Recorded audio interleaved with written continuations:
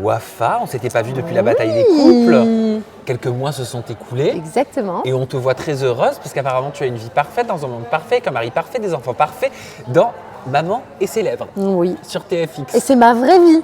Oui, bah tu Donc, sais quoi, on va commencer par ça. Parce que je t'ai entendu dire que tu étais totalement à l'opposé de ce qu'on voit dans la plupart de tes aventures. C'est quoi la différence entre Wafa de Maman est célèbre et la différence entre Wafa de la bataille des couples par exemple? Alors, la bataille des couples, c'est un jeu d'aventure. On est sur le terrain. Et Maman est célèbre, c'est ma vie de maman avec mes enfants. Et je ne joue pas avec mes enfants. Pour moi, les enfants, c'est important. Leur donner une éducation, des règles, une droiture, pour moi, c'est hyper important. Et quand on est dans un jeu, on est dans un jeu. Et si parfois j'ai envie de dire des gros mots dans un jeu, je dis des gros mots dans un jeu. Et c'est pas censé être choquant, alors qu'avec mes enfants, je suis à cheval sur l'éducation, sur la politesse. Je suis une maman très aimante. Et c'est la différence entre la vraie vie et le jeu. Tu as été un chouïa accusé sur les réseaux sociaux de romancer un petit peu ta vie qu'on voit dans Maman est célèbre parce que beaucoup disent que tu as une vie trop parfaite et que tu ne ressembles pas à celle qu'ils avaient eu l'habitude de voir dans les autres programmes. Tu leur réponds quoi à tous ces gens?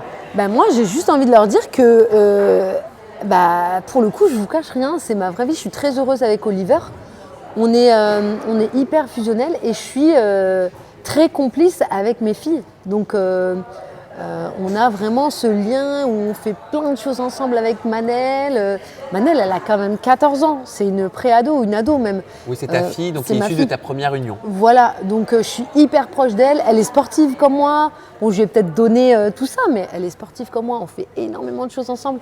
La petite, c'est la petite dernière, donc franchement, elle est hyper chouchoutée, mais chez moi, on a envie qu'il y ait de l'amour, on n'a pas envie qu'il y ait de gros mots, on a envie qu'il y ait des règles, on a envie que ce soit carré, quoi. Manel, elle a 14 ans. Oui. Comment elle le vit tout ça, le tournage? Parce que là, pour le coup, c'est pas un jeune enfant comme la plupart qu'on voit dans le programme, comme la majorité, comme tous même. Ouais. Toi, elle comprend tout. Elle va à l'école, j'imagine que les copines ils lui font des feedbacks. Alors, Manel, elle est... on va dire c'est la petite star de sa classe avec ses copines. Elle a des super copines qui sont très curieuses et ça se passe hyper bien.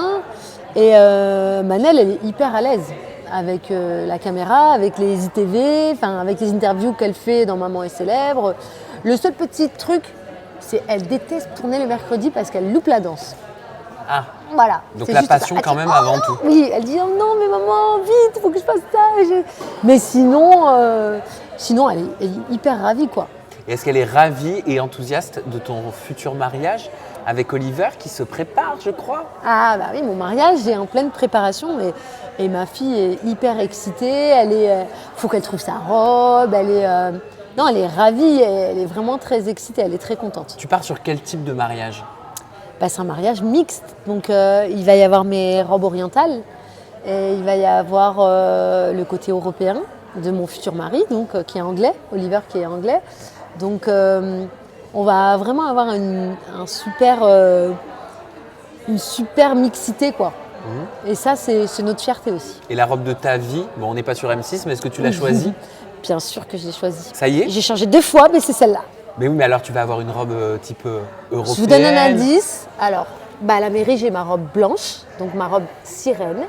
Ah, robe sirène. Voilà. Alors attends, robe sirène, pour tous ceux qui n'y connaissent rien en mode, c'est quoi? C'est une robe plutôt près du corps, avec une petite traîne.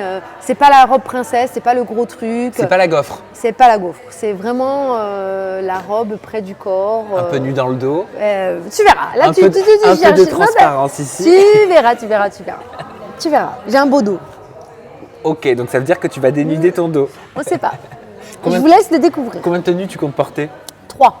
Donc je vais mettre 2 robes orientales et une robe, donc la robe blanche.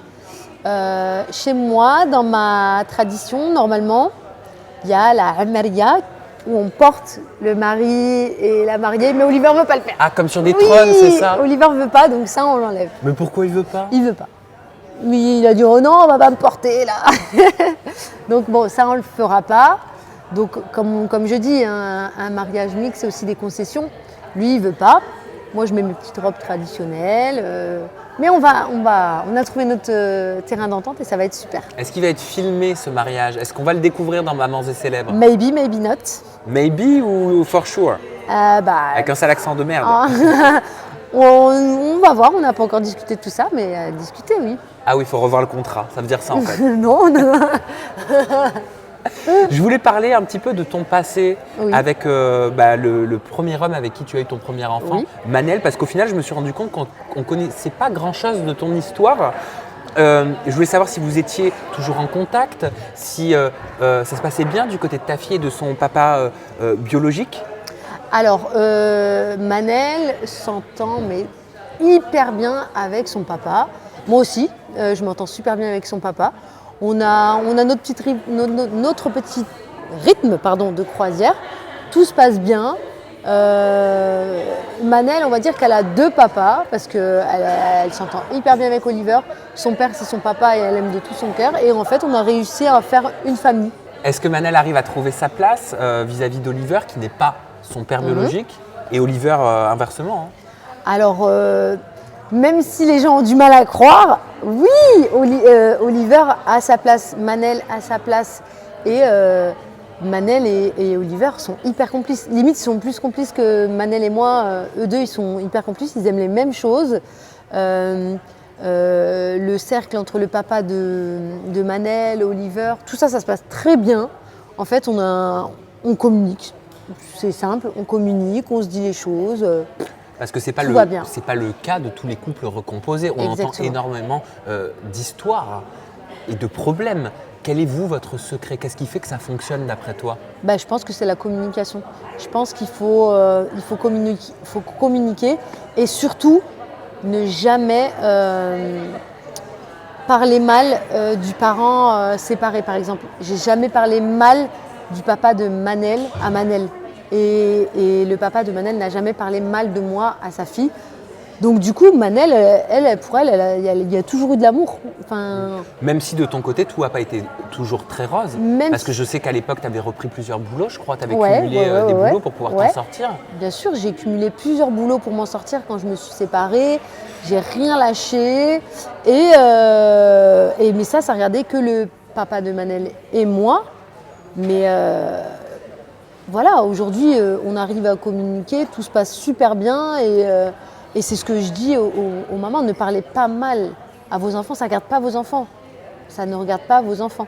Nous, on parle que du bien. Moi, je parle à Manel de son papa que en bien.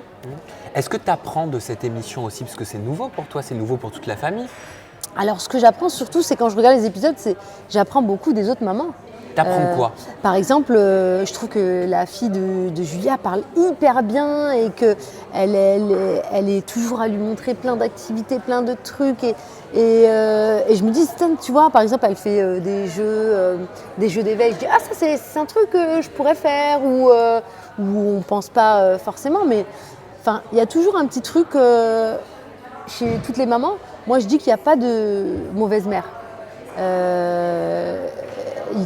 Chaque maman fait de son mieux et aujourd'hui on a plein de bonnes mamans et tu prends un peu de toutes les mamans pour toi faire la meilleure des mamans. Voilà. Oui, enfin, il peut y avoir des mauvaises mères. Il y a des mères qui abandonnent leurs enfants, il y a des mères qui s'en occupent pas.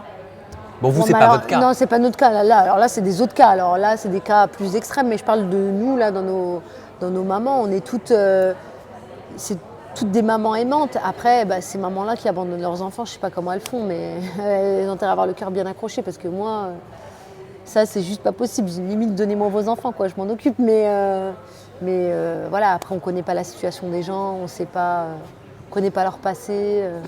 Donc après, on ne peut pas juger ça. Mais après, si ça peut aider d'autres mamans à regarder cette émission et à avoir des petites idées, par exemple, que ce soit pour des jeux, des jeux d'éveil ou plein de petites choses comme ça, pourquoi pas. Quel est ton top 3?